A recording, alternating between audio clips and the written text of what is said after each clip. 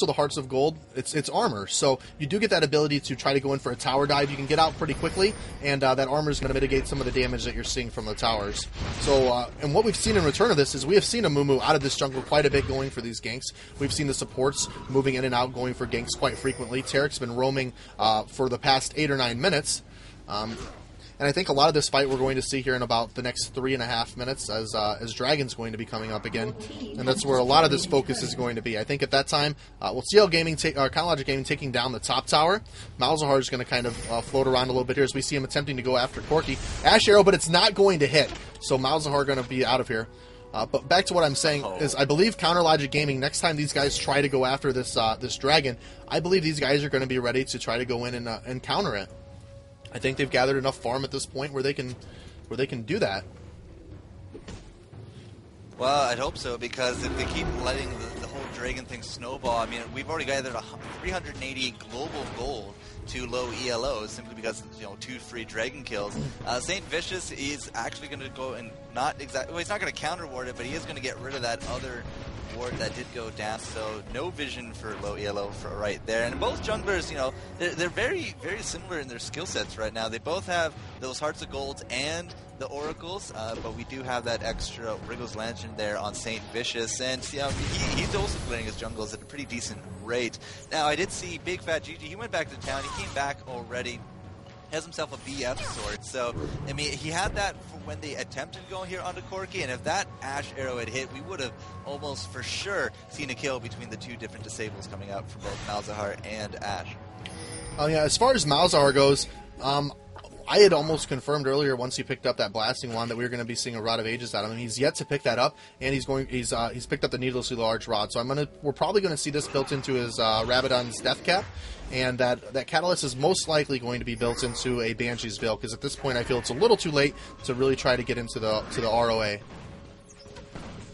Could be. People throwing us a loop. I did see a Rabadon's completed. Who did I see that completed? Scion. It was Scion. So he's rocking himself 287 ability power. He's picked himself up a Sheen to boot. So he's going to actually be throwing down a lot of hurt, kind of going a little bit hybrid with that Sheen, but it is a very AP dominant build, and he's likely going to be snowballing to, what, 500 or 600 by the end of the match. Not a hybrid item per se. This is what's going to be built into a Lichbane. Now, for those of you that are kind of new to the game, we actually see a lot of action happening middle of the lane as Scion comes in there and initiates that fight. But if you're not too familiar with the Lichbane item, it is an AP-based item, and what that's going to do is turn his 600 to 700 AP that he builds up later on into true damage on the next proc. So not only do you get an 800 damage stun, an 800 damage nuke, but then you get a 700 damage right-click on top of it, all into a single burst. So if, you know, single burst of 800 AP followed up by the single burst of 800 AD, that to me is hybrid, but okay, if that's not your definition, then I'll go. I don't consider. I mean, because I consider Lichbane more. It's an AP-based item, and it scales off of the amounts of AP. So it's not like we're seeing him build Avarice Blades or anything yet. No, we're not going to be seeing those, I don't think. Nobody here really depends on that crit except maybe Ash, but then again, at the same time, maybe she doesn't quite need it thanks to her passive. We do have the LowELO team out for blood. They have now taken the kill lead. They also have now tied up towers by taking that mid tower away from Big Fat GG with that 4-man gank. Ash has now also has a pickaxe to go with that BF sword.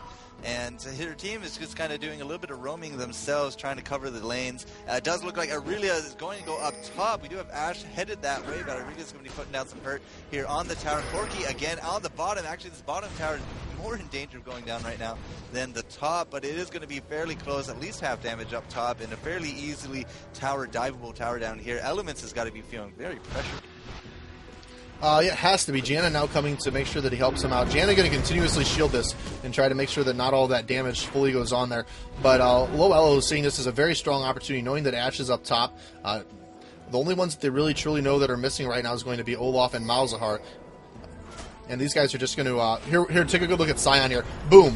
As soon as that W gets off, you see those creeps just instantly go down, and they're going to get this tower here. And there's not going to be, and even with Malzahar here, there's not going to be anything they can do except for let this fall. So back to what you were talking about, Ash. Ash definitely building that Infinity's Edge.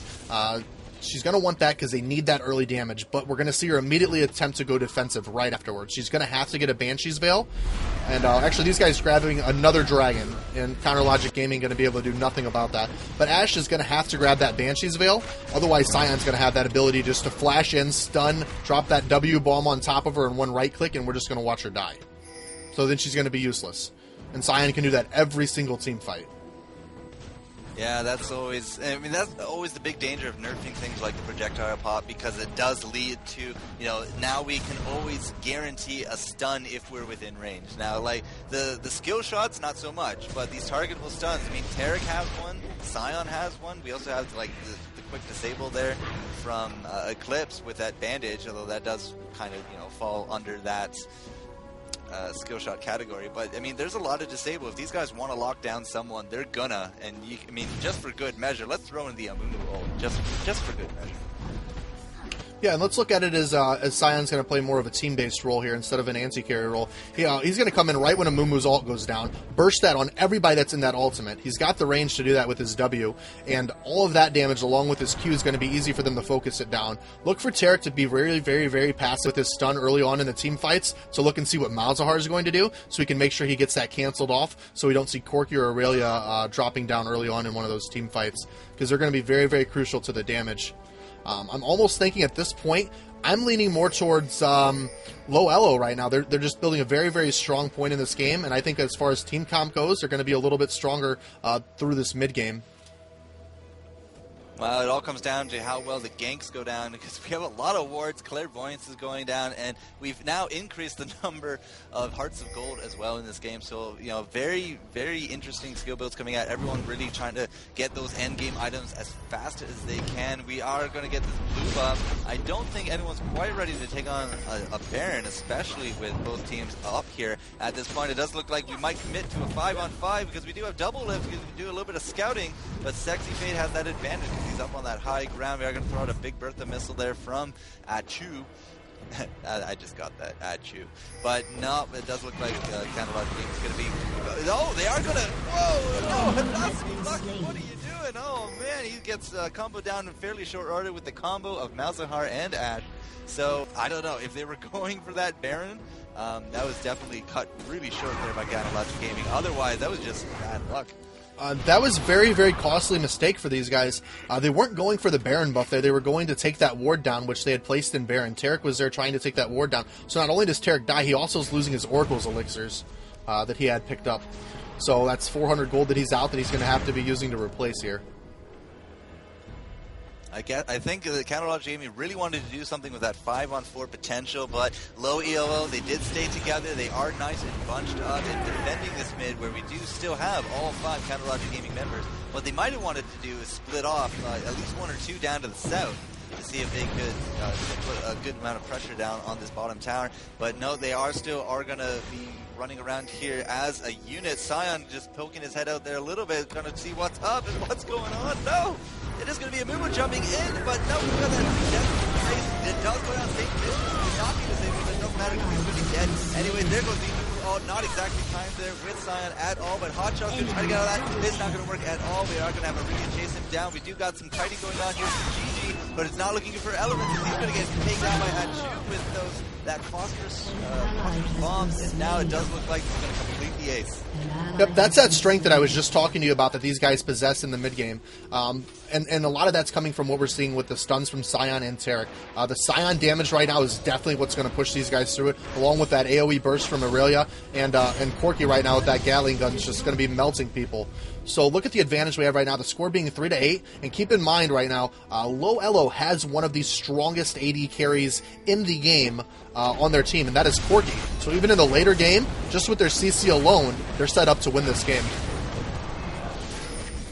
And now if they can seal this Baron deal to boot, it's definitely going to be a huge pushing potential for LowELO to capitalize on. They have a lot of gold now, 5 quick hero deaths, and let's see, if no triple kills coming out. It was going to be the double. St. Vicious is going to be throwing out that axe with the clairvoyance, trying to steal it a little bit, but it's not going to happen as we now advance the global gold to 1,320 here for LowELO. They have grabbed every dragon. They now have a Baron. They're up in kills and towers. They're in a very, very good position.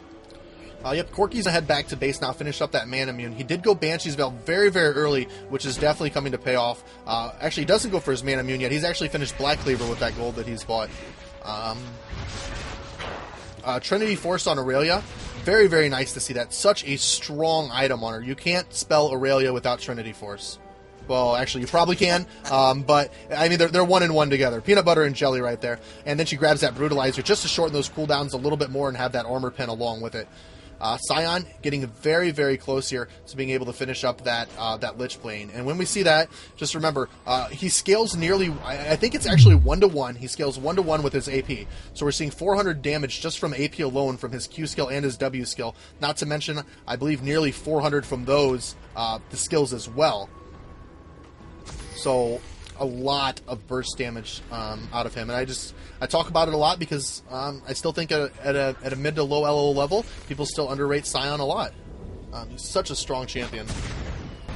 Well, back during the regional finals here for the North American realm, because that is what determined these original seedings. Scion, if he wasn't banned, he was usually picked. I think we played 8 games that day, and I think about 4 of them he was banned, 2 of them he was picked. It was pretty silly. He's definitely a very high tier hero when it comes to these tournaments. Maybe not so much for those normal games or just typical ranked, but yeah, he definitely does some hurt with these AP builds of his. So I don't think you mentioned anything about the support coming out, but Tarek has gone himself an Aegis of the Legion with those 2 Hearts of Gold, so he's lending another aura to his team, which is just great to see coming out of these support players. Yeah, Aegis of the Legion is a must-have item. I don't know who's building it for these guys. I don't see Gianna building it up, and I don't see Alistar building it up. So neither one of the key people there building up that Aegis of the Legion. And these guys are attempting, or I should say more than attempting, they're being forced into building a little bit more defensively in their builds right now, which we're seeing a couple more Hearts of Gold coming up for these guys. We're seeing some Negatron Cloaks, some health items, just some more stuff because they know they need to try to they need to try to draw this